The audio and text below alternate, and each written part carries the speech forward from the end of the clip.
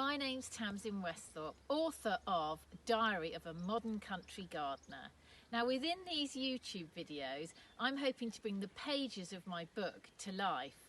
The book follows my story through the year, and the garden that I look after, Stocktonbury, with my uncles, is at the heart of a working farm.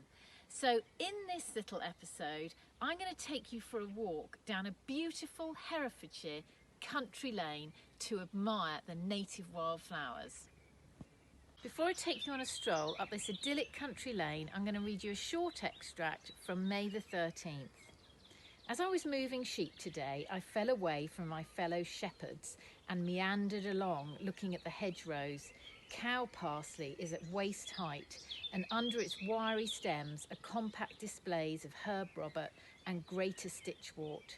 My only hope is that the verges aren't trimmed too hastily, as this is heaven. Cow parsley is most definitely my favourite wildflower. It reminds me of my childhood. It's a native, usually biennial or short-lived perennial, and reaches, as I say, waist height. It's so attractive. It can last well in a vase if you keep it in an incredibly cool room. Now, what I find entertaining is that it is pollinated by quite a wide variety of short-tongued insects, including the fly. So, if you get up close and personal to it, it has a slight smell of human feces. So don't let that put you off, because it is a rather dreamy plant. But something to note is never get it confused with hemlock, which looks very similar. It's slightly taller and flowers slightly later, as hemlock is incredibly poisonous. So we really need to make sure that we identify our wildflowers properly. Another of my favourites that's absolutely everywhere in pasture land and down country lanes is the meadow buttercup.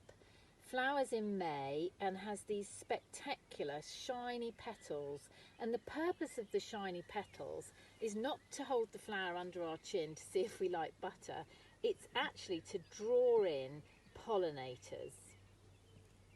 Another favourite of mine that's loving life along the country lanes in Herefordshire is the native red campion.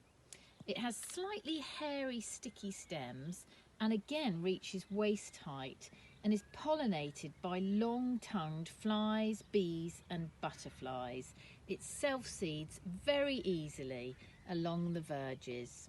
We're all fondly familiar with this plant. It's the plant that we pull out of the hedgerows and the verges and stick on people's backs as we go for a country walk. It's called cleavers, goosegrass or sticky willy.